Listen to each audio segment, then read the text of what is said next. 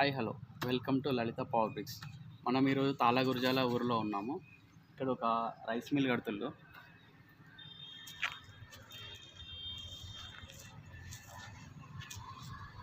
మొత్తం 2 acres of land. దీనికి మొత్తం 15,000 బ్రిక్స్ సప్లై చేశాము. కంప్లీట్ అయిపోయింది, కంప్లీట్ వాల్.